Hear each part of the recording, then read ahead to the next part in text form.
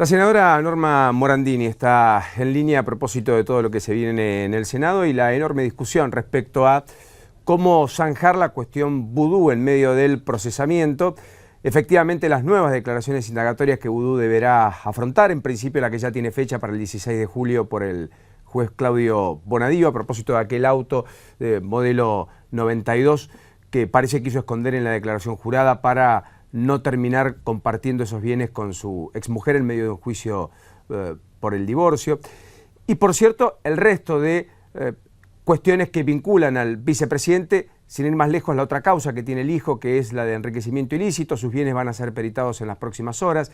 Hoy se incorpora una nueva denuncia a propósito de las diferencias entre la información que el juez Lijo recibió de los bancos respecto a la cantidad de cuentas bancarias que tenía el vicepresidente y la brecha que existe con la menor cantidad que el vicepresidente especificó tener cuando hizo la declaración ante la declaración jurada, claro, naturalmente, Oficina Anticorrupción. Senadora Morandini, ¿cómo le va? ¿Qué dice? Buen día. Paulino, ¿cómo está? Un gusto. Igualmente. ¿Cuál cree que será la dinámica del Senado? Y el juez esta mañana dijo, mire, nosotros antes de cada sesión vamos a pedir que avalen la iniciativa para el juicio político al vicepresidente, antes de cualquier debate, y vamos a intentar no discutir, nos vamos a retirar si es que quieren imponer otra discusión en el ámbito del recinto. ¿Esa puede ser la lógica? Mire, eso está bien y son gestos y son actitudes, pero a mí me parece importante que aprovechemos este momento para empezar a establecer por lo menos valores compartidos, porque hay mucha confusión. En relación a la persona vudú, por supuesto que él tiene presunción de inocencia, porque además está en la justicia y la justicia determinará si él es culpable o inocente. Pero una cosa es el ciudadano vudú y otra es la función que cumple. Está lleno de personas, ciudadanos, que están con indagaciones en la justicia, que no están todos los días en el diario, que efectivamente hacen su vida normal, pero es decir, estamos hablando del vicepresidente de la Nación, la segunda mayor investidura del país, que además preside el Senado, que es un cuerpo político. De modo que cuando hablamos de juicio político, hablamos de estrictamente lo que quiere decir un juicio político. Es una valoración de tipo político si esta persona que se llama Amado Vudú tiene idoneidad para estar sentado para presidir el Senado y como vicepresidente de la Nación, que tiene la función fundamental de reemplazar a la presidenta cuando no está. Se dice otra cosa falaz, que es que está legitimado por los votos. Efectivamente está legitimado por los votos, pero los votos no son un cheque en blanco que uno puede hacer cualquier cosa con lo que la ciudadanía ha delegado al darnos su confianza. Nosotros también estamos legitimados por el voto, somos senadores de la Nación, representamos a las provincias, y a mí me parece que lo mínimo que tiene que hacer quien preside el Senado para no afectar el normal funcionamiento del cuerpo es pedir licencia. El juicio político se inicia en diputados y juzga el Senado en el caso de que esto fuera a prosperar. Y mira la importancia que se le otorga, que tendríamos que hacer un juramento nuevo, este pacto de la democracia, que es cuando uno jura comprometerse y defender la Constitución. ¿Qué dice la Constitución en relación al juicio político? Dice que es el instrumento constitucional cuando la República está amenazada. Fíjese si la República no está amenazada con una justicia que está condicionada, que se presiona, que se busca poner jueces amigos, que se quiere sacar a Campagnoli porque es un fiscal que ha cumplido con su función, esto es, ha investigado. Fíjese si la República no está amenazada con un Congreso que está cancelado en su debate, que se ha buscado hacía un mes que nosotros no sesionábamos, precisamente para que no se convierta en una caja de resonancia de lo que está como mayor escándalo en nuestra historia democrática, que es tener al presidente del Senado, vicepresidente de la Nación, todos los días, ya no en los diarios, sino en un expediente judicial de más de 300 páginas a las que se van agregando incómodamente cada día nuevas denuncias.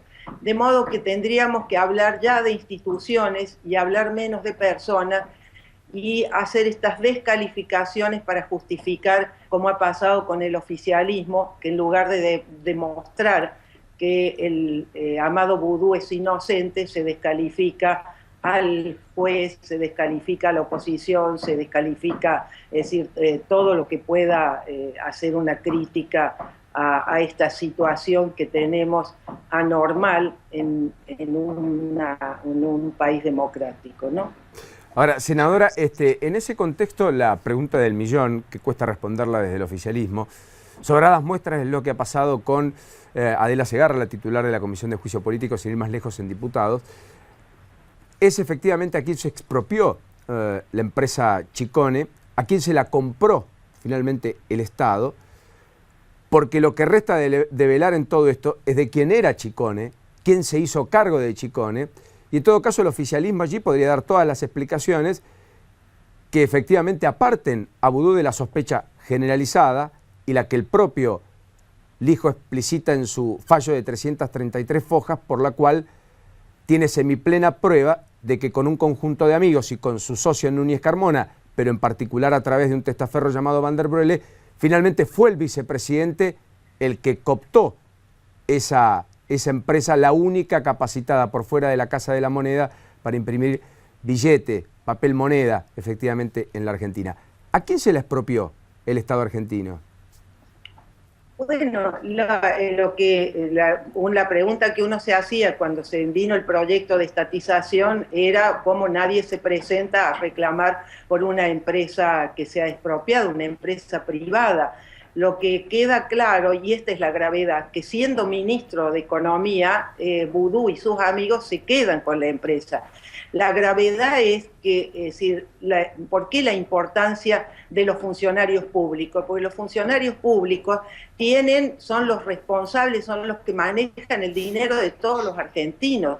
Entonces no puede ser que se utilice el Estado como si fuera una asociación ilícita para beneficios propios, para negocios propios. Esto es lo que está en el centro del escándalo, ¿no? Yendo a la pregunta del comienzo, cuando juez parece plantear la idea, mire, si acá Boudou preside una sesión del Senado, yo me levanto. Ernesto Sanz fue por el mismo andarivel diciendo no tiene autoridad moral para presidir el cuerpo.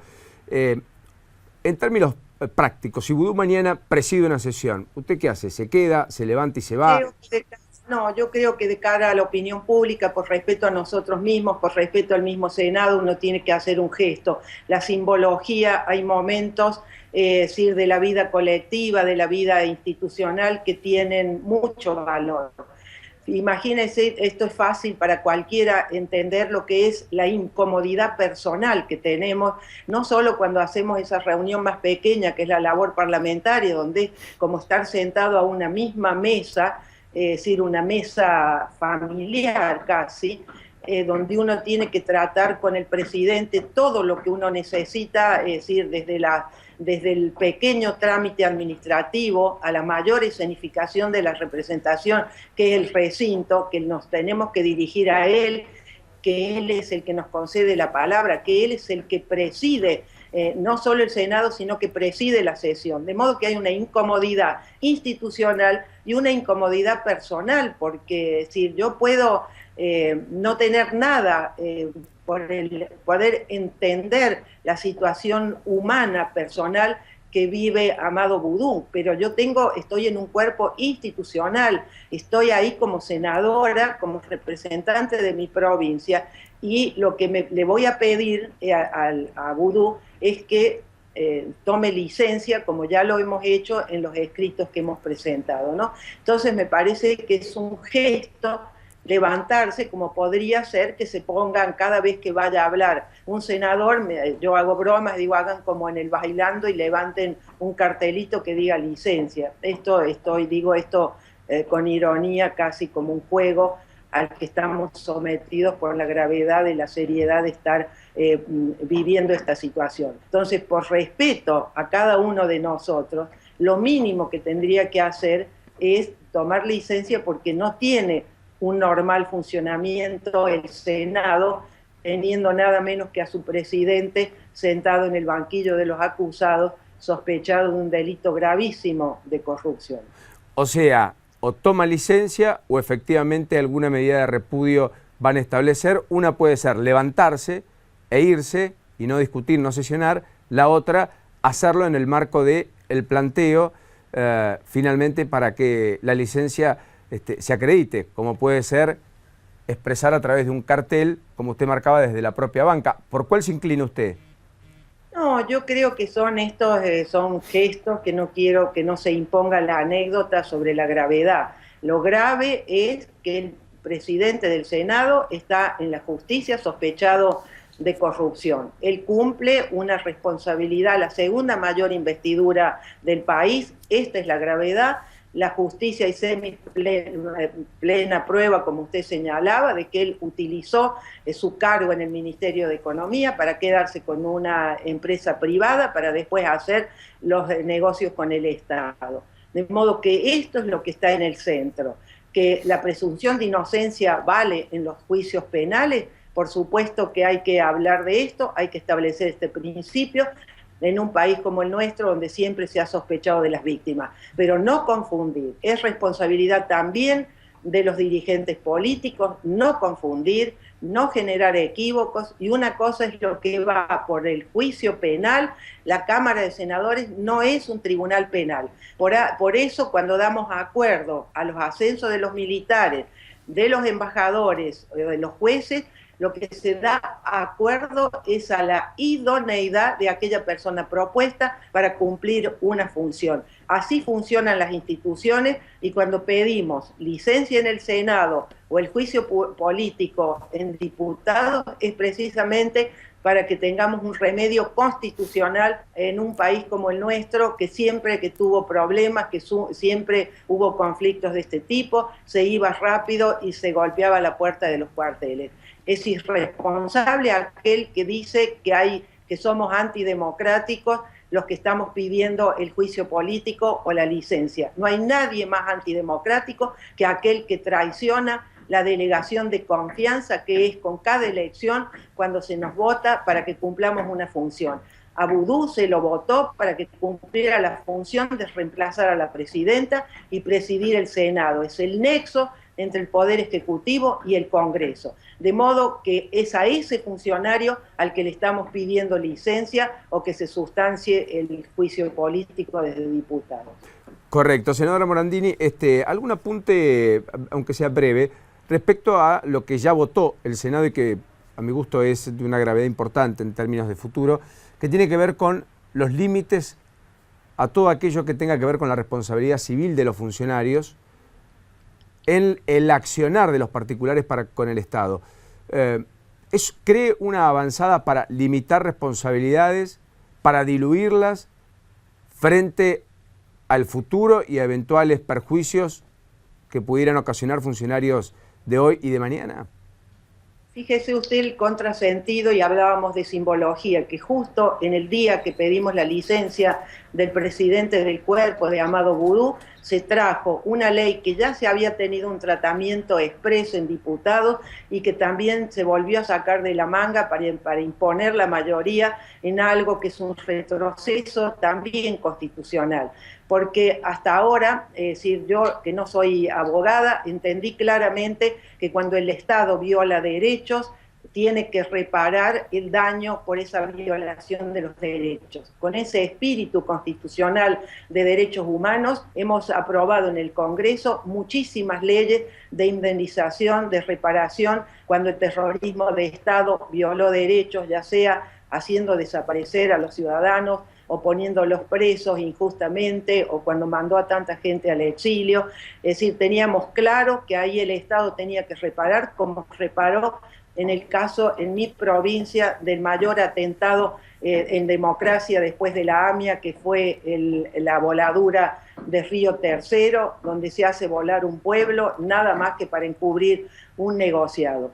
Y ahora que tendríamos que caminar hacia un Estado de Derecho, tenemos un Estado omnipresente que interviene en casi todos los sectores y sin embargo limita la responsabilidad que tiene que tener los funcionarios de ese Estado. El Estado no es una entelequia, está administrado por funcionarios que tienen que tener responsabilidad. Si el Estado terceriza y da en concesión o como está pasando ahora con el agua, que porque no hay agua, porque no sé qué ha pasado en relación al Río de la Plata, hay una responsabilidad, es decir, podemos decir, bueno, en este caso hablo porque es lo que termino de escuchar recién, pero cuando se concesiona un servicio público, no puede ser que el Estado no tenga responsabilidad sobre esa concesión. Y después hay otro aspecto, que es que la Constitución nos manda a que cada vez que tengamos que tener una opinión o reflexión sobre la administración pública, tenemos los informes de la auditoría.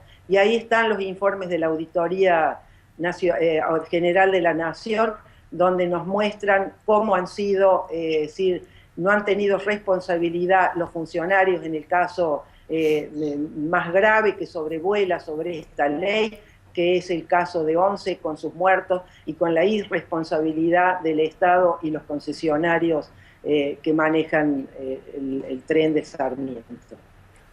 Senadora Morandini, gracias por este ratito en la mañana. Hasta la próxima y termine usted bien el día.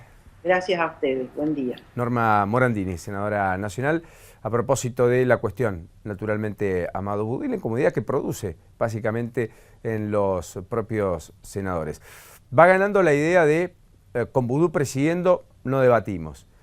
Algunos, poco más intermedios, más conciliadores, dicen, bueno, que el gesto venga de Vudú, que dé un paso al costado, que tome licencia, no nos incomode a todos y así el cuerpo puede seguir deliberando. En esta lógica de redoblar apuestas, el oficialismo quizás, casi con la certeza, fruto de las primeras reacciones, procure que sea la oposición la que dé el primer paso. Lo cual efectivamente va a generar una parálisis adicional a la que ya tiene un cuerpo que ha debatido y discutido poco, básicamente nada de lo que ha propuesto la oposición, más bien todo aquello que el Ejecutivo ha querido impulsar.